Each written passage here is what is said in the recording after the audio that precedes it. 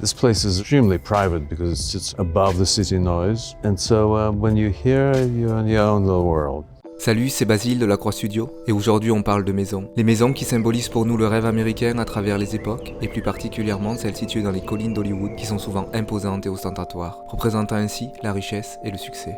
Leur construction nécessitant une grande ambition et un effort considérable, elles symbolisent la conquête de l'Ouest et le désir de se frayer un chemin vers un avenir meilleur. Avec leur vue spectaculaire sur Los Angeles et la vallée environnante, ces maisons offrent une représentation visuelle du rêve hollywoodien, basée sur la réussite, la célébrité et la fortune.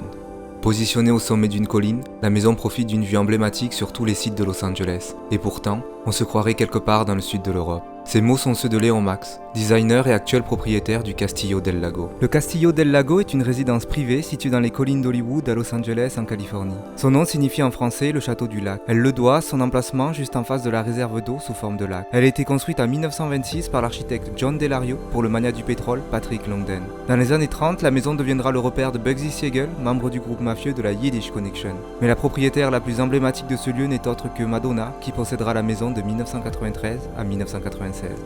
On ne peut pas parler de la construction du Castillo del Lago sans évoquer le développement de Hollywoodland. En effet, l'immense propriété est l'une des toutes premières construites sur les nouveaux terrains constructibles des collines d'Hollywood dans les années 20. Des promoteurs immobiliers ont eu l'idée d'acheter 500 hectares de terrains constructibles sur le mont Lee, perchés au-dessus de la ville de Hollywood, dans le but de les revendre. Le projet immobilier d'Hollywoodland avait pour but d'urbaniser les collines avec le développement de maisons luxueuses et de routes. La cible de ce projet était les stars de cinéma ou encore les travailleurs de cette industrie. Le projet a rapidement été rendu célèbre par son panneau publicitaire Hollywoodland. Il faut attendre 1949 pour que la Chambre de commerce de Los Angeles décide de rénover le panneau et de retirer les 4 dernières lettres de celui-ci.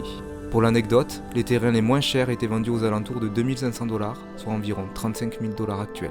Le Castillo del Lago possède 9 chambres pour 930 mètres carrés d'intérieur et il est construit sur un terrain de 1,2 hectares.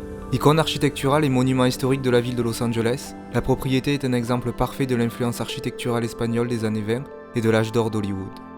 À cette époque-là, le style colonial espagnol était très apprécié car il était considéré comme romantique. La maison est une véritable prouesse architecturale en termes de construction. Elle est construite à flanc de colline sur 6 niveaux. L'originalité de cette maison, c'est que l'on entre par une immense tour construite à flanc de colline qui est détachée de la maison principale. Un immense escalier en colimaçon permet d'accéder à la cour. La tour offre une vue imprenable sur la ville de Los Angeles. Il existe aussi un ascenseur, décoré pour accéder à l'entrée de la demeure. La sortie de cette tour nous amène vers une cour centrale où l'on retrouve le jardin, à l'italienne en contrebas, et le chemin qui nous guide vers l'entrée principale de la bâtisse.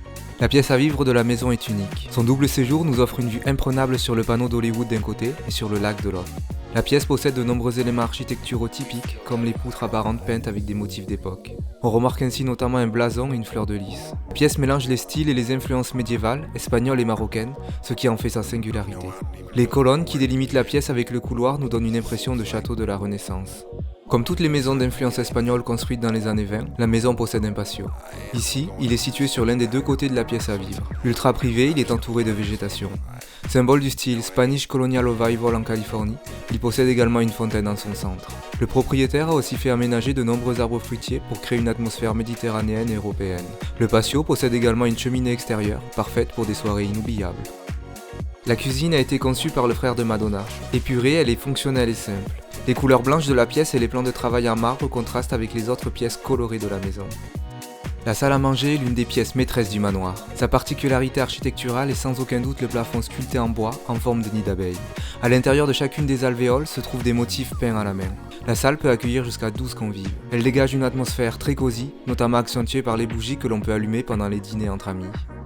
À l'arrière de la villa se trouve son jardin et sa piscine. La piscine de la maison a été imaginée en 1920 pour s'aligner directement avec l'horizon. Aujourd'hui, elle s'aligne directement avec les buildings de downtown Los Angeles. Le jardin est quant à lui très grand et très privé. À l'angle de celui-ci se trouve une tour inspirée des forteresses espagnoles.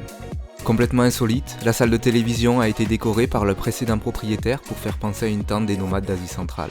Les nombreux tapis ont tous été importés directement de cette région du monde et cela donne une ambiance orientale à la pièce. Méditation et rêve sont les maîtres mots de cet espace. La suite nuptiale de la demeure est très spacieuse. Elle occupe un étage complet de la maison et est entourée de balcons. La particularité de la chambre est sans aucun doute sa vue dégagée sur le réservoir d'eau des collines d'Hollywood d'une part et sur la ville de Los Angeles d'autre part. L'actuel propriétaire a meublé la pièce avec des objets de décoration médiévaux tels que le lit ou les rideaux. La chambre possède sa propre salle de bain d'inspiration marocaine, possédant les caractéristiques architecturales d'un luxueux hammam. La plus belle chambre de la maison est pour nous celle qui est située au sommet de la tour. Initialement, la pièce était utilisée par Madonna pour faire son yoga, mais l'actuel propriétaire a décidé de l'aménager en chambre. Fenêtre et vue à 360 degrés sur le lac, les collines d'Hollywood et downtown Los Angeles, c'est une véritable expérience que de dormir ici. Adepte de voyage et d'évasion, Léon Max a fait placer un lit rond et d'immenses rideaux tout autour de la pièce pour donner l'illusion de dormir dans une tente. La demeure possède aussi des jardins à l'italienne, notamment visibles depuis l'entrée principale de la maison ou encore depuis la terrasse du salon. Le manoir est actuellement mis en vente pour un prix de 21 millions de dollars par l'agence Carolwood Estate.